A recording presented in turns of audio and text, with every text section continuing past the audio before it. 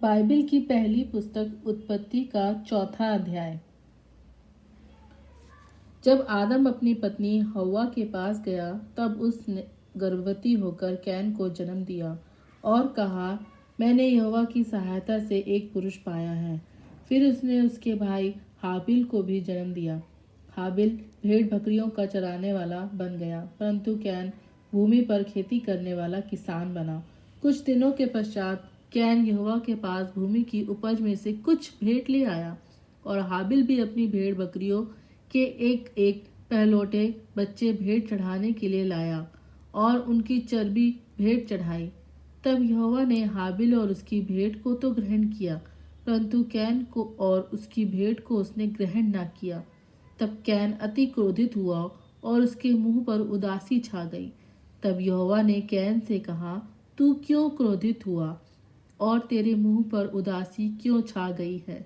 यदि तू भला करे तो क्या तेरी भेंट ग्रहण न की जाएगी? और यदि तू भला ना करे तो पाप द्वार पर छिपा रहता है और उसकी लालसा तेरी ओर होगी और तुझे उस पर प्रभुता करनी है।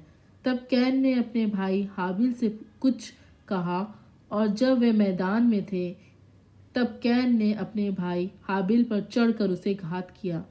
तब यहोवा ने कैन से पूछा, तेरा भाई हाबिल कहाँ है? उसने कहा, मालूम नहीं, क्या मैं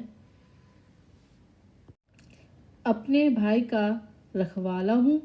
उसने कहा, तूने क्या किया है?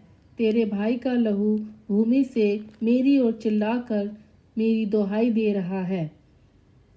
हाँ, इसीलिए अब भूमि जिसने तेरे भाई का लहू तेरे हाथ से पीने के लिए अपना मुंह खोला है, उसकी ओर से तू शापित है।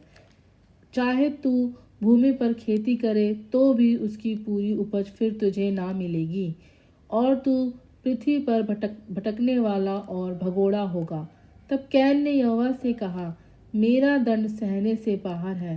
देख, तूने आज के दिन मुझे भूमि पर से निकाला है, और मैं तेरी दृष्टि की आड़ में रहूंगा और पृथ्वी पर भटकने वाला और भगोड़ा रहूंगा, और जो कोई मुझे पाएगा मुझे घात करेगा।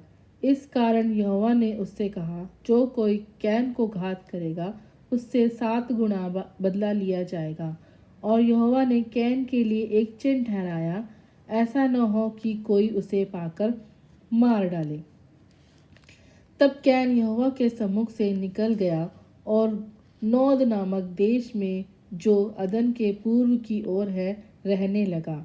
तब कैन अपनी पत्नी के पास गया। तब वह गर्भवती हुई और उसने हनोक को जन्म दिया।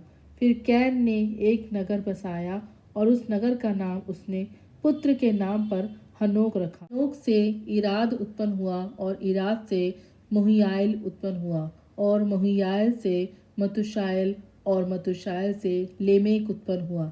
लेमेक ने 2 स्त्रियां ब्याह ली, जिनमें से एक का नाम आदा और दूसरी का सिल्ला था। अदा ने यबाल को जन्म दिया, और तंबुओं में रहना और पशुपालन इन दोनों रीतियों का प्रवर्तक हुआ। और उसके भाई का नाम युबाल था। वह वीणा और बांसुरी आदि बाजों के बजाने की सारी रीति का प्रवर्तक हुआ। और सिल्ला ने भी तुबल कैन नामक एक पुत्र को जन्म दिया।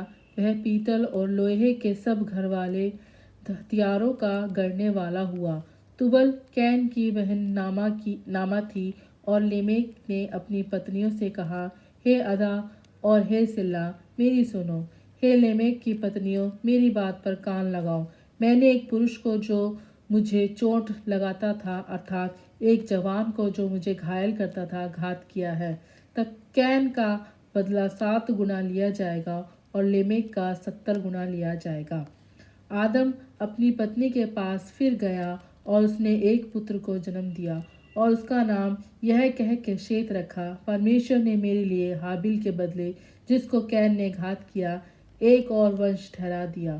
शेत के भी एक पुत्र उत्पन्न हुआ और उसने उसका नाम एनोश रखा।